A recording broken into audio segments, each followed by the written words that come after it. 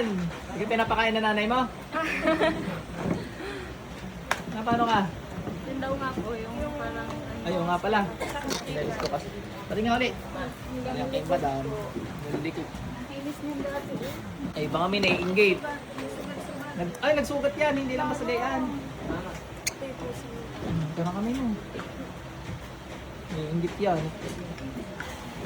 Tikit.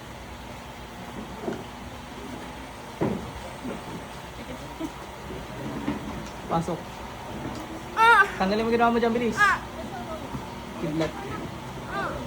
Gamitin mo to, alisin mo ginawa mo dyan, bilis. Aray! Apoy.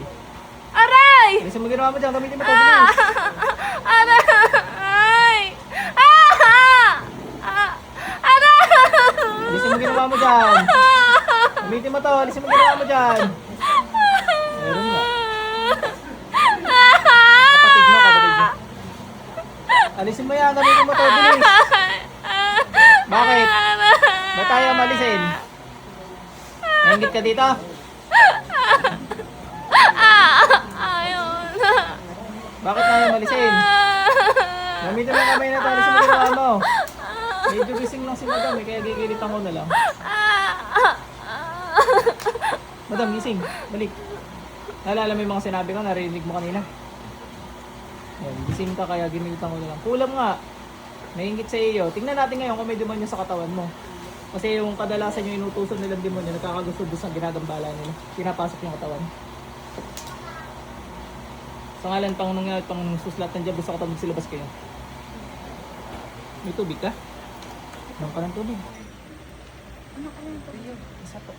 Bilihan mo na lang yan. Ano ka na? Grabe ginawa sa'yo, no? Okay mo lang dati eh. Kulang. Sugat. Okay pa din naman, ma'am. May sugat nga lang. Gagaling naman yan. Malalamin ako. Hindi ko sinasabi. Pag galing yan, magkakaroon ka ng malaking sugat sa mukha. Hindi, joke lang. Gagaling na yan. Inamin mo ang gandin eh.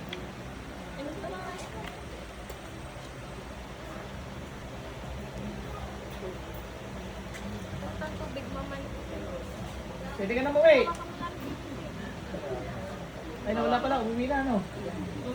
Sige, sige. Kakunti na lang. Inumin mo lang, inumin yan.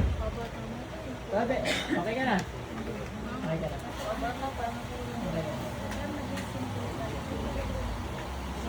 Kumusta pakaramdam mo? Gumaan?